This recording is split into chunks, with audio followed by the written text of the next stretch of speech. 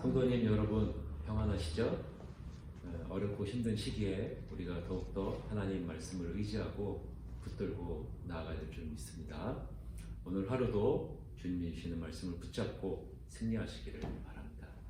오늘 우리에게 주신 말씀은 마가복음 4장 35절부터 41절 말씀입니다.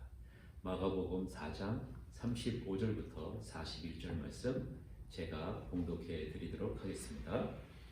그날 저물 때에 제자들에게 이르시되 우리가 저편으로 건너가자 하시니 그들이 무리를 떠나 예수를 배에 계신 그대로 모시고 가매 다른 배들도 함께 가더니 큰 광풍이 일어나며 물결이 배에 부딪혀 들어와 배에 가득하게 되었더라. 예수께서는 고물에서 베개를 메고 주무시더니 제자들이 깨우며 이르되 선생님이여 우리가 죽게 된 것을 돌보지 아니하시나이까 하니 예수께서 깨어 바람을 꾸짖으시며 바다더러 이르시되 잠잠하라 고요하라 하시니 바람이 그치고 아주 잔잔하여지더라. 이에 제자들에게 이르시되 어찌하여 이렇게 무서워하느냐 너희가 어찌 믿음이 없느냐 하시니 그들이 심히 두려워하여 서로 말하되 그가 누구이기에 바람과 바다도 순종하는가 하였더라. 오늘은 풍랑 속의 주님이라는 제목으로 하나님 말씀을 잠시 보고자 합니다. 하루 사역을 마치신 예수님은 제자들과 함께 무리를 떠나 배에 오르셨습니다. 그때 큰 광풍이 일어나 물결이 부딪혀 물이 배에 가득하게 됩니다. 점점 물이 들어와 이미 가득 찬 현실을 보며 곧 배가 가라앉게 되는 것은 자명한 사실이죠. 우리는 여기서 중요한 한 가지 사실을 발견하게 됩니다. 예수님의 제자라고 해서 혹은 예수님을 믿는다고 해서 혹은 예수님과 함께한다고 해서 평탄한 길만 있지는 않는다라는 사실입니다. 때로는 어려움도 있고 때로는 걱정도 있고 때로는 감당할 수 있는 일들도 다가온다라는 거죠. 폭풍우 같은 우리가 감당할 수 있는 어려움이 또 병들도 우리가 맞이할 수 있다는 것입니다. 그런데 이러한 긴박한 상황 속에서 예수님은 고온하게 베개를 메고 주무시고 계십니다. 어떻게 이 일이 가능할까? 그것은 예수님이 인간의 몸을 입고 오셨기 때문에 가능하지 않나라는 생각을 갖게 됩니다.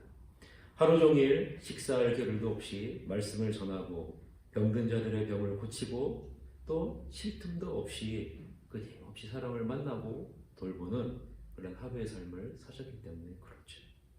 그래서 이 예수님은 지금 배에 오르자마자 쓰러지다시피 깊이 잠이 들게 된 것임을 우리는 보게 됩니다. 예수님이 이렇게 열심히 일하시는 목적이 무엇일까요? 그것은 제 가운데 아무 희망 없는 우리 같은 인생을 살리시기 위해서 이렇게 열심히 일하신 것이 아닌가라는 생각을 갖게 됩니다. 제 가운데 고통스럽게 죽어가는 영혼에게 복된 소식이 있음을 알려주기 위해서 그들의 어려움을 함께 돌보시고 고쳐주시기 위해서 예수님이 이렇게 열심히 사역을 하신 것이 아닌가라는 생각을 갖게 되죠. 제자들은 이렇게 열심히 일하시다가 피곤해 쓰러져 주무시는 예수님을 바라보면서 오히려 예수님을 원망합니다. 왜 예수님은 우리가 죽게 된 것을 돌보지 않느냐라는 원망이죠. 이때 예수님은 일어나서 바람을 꾸짖으시며 바다에게 말합니다. 잠잠하라, 고요하라. 이때 바람이 그치고 아주 잔잔해집니다. 예수님은 자신의 인성 가운데 숨겨두셨던 그런 성자 하나님의 신성을 보여주신 것이죠. 그리고 예수님은 제자들을 꾸짖습니다. 어찌하여 무서워하느냐? 너희가 어찌하여 믿음이 없느냐? 라고 말씀하십니다.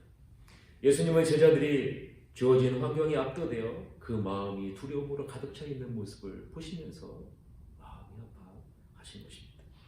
그리고 믿음을 강조하십니다. 이 믿음은 성자 하나님이신 예수님이 너희와 함께 있지 않느냐라는 그런 믿음입니다. 예수님이 자신이 갖고 있는 권능을 제자들에게 많이 보여주셨습니다. 자신이 어떤 분이신지를 충분히 보여주셨죠.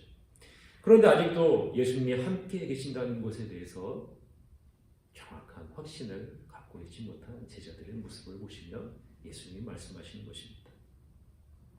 오직 다급한 현실의 어려움만 바라보며 두려움에 떨고 있는 것이죠. 죽음에 대한 두려움이 예수님이 함께 하심으로부터 오는 평안보다 더 크다라는 것이죠. 사랑하는 성도 여러분, 여러분은 주어진 환경에 압도된 두려움 가운데 사십니까? 아니면 모든 상황을 주관하시는 전능하신 하나님을 경외하는 삶을 사십니까?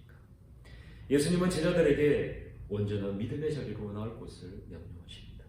온전한 믿음의 자리는 두려움의 대상을 하나님에게로 바꾸는 자리를 말합니다. 광풍에 대한 두려움을 예수님을 경외하는 자리로 바꾸셨듯이 우리에게 있는 두려움을 넘어 모든 것을 주관하시는 하나님을 신뢰하는 믿음의 자리로 오도록 우리를 부르시고 계시는 것입니다. 큰 광풍이라는 고난을 통해서 제자들은 예수님이 단지 병을 고치고 귀신만 쫓아내시는 분이 아니라 자연 만물도 그발 아래 복종케 하실 수 있는 하나님이심을 깨닫게 되는 겁니다. 큰 폭풍이라는 고난이 제자들을 한 단계 성숙한 믿음의 자리로 인도한 것이죠. 고난도 우리에게 유익하다라는 것입니다. 예수님을 다시 보게 된 것이죠. 41절입니다. 그들의 심히 두려워하여 서로 말하되 그가 누구이기에 바람과 바다도 순종하는가 하였더라. 사랑하는 성도 여러분, 우리는 큰 광풍과도 같은 감당할 수 없는 코로나19 바이러스와 사투를 벌이고 있습니다. 힘들고 참 어렵고 두렵습니다. 그러나 환경에 대한 환경에 우리의 마음이 압도되어 두려워 떠는 자리에 머물러 있으면 안 됩니다. 우리와 함께 계신 주님의 권능을 신뢰하는 믿음의 자리로 가야 됩니다. 그럴 때 우리는 하나님의 권능의 손길을 경험하게 될 수 있는 것입니다. 아무쪼록 이번 코로나19를 통해 주님의 신실하신 인도의 손길을 경험하시어 한 단계 믿음이 성숙해지는 자리로 나가시는 여러분이 되시기를 기도하겠습니다. 우리 다 같이 기도했으면 좋겠습니다. 이번 코로나19가 우리에게 큰 두려움을 가져다 주는 것 같습니다. 이 두려움이 하나님에 대한 경외심으로 바뀔 수 있도록 여러분이 기도하시길 바랍니다. 또한 모든 것을 주관하시는 하나님이 우리와 함께 하심을 바라보며 믿음이 더욱 성숙해지는 자리로 인도해달라고 여러분 기도하시길 바랍니다.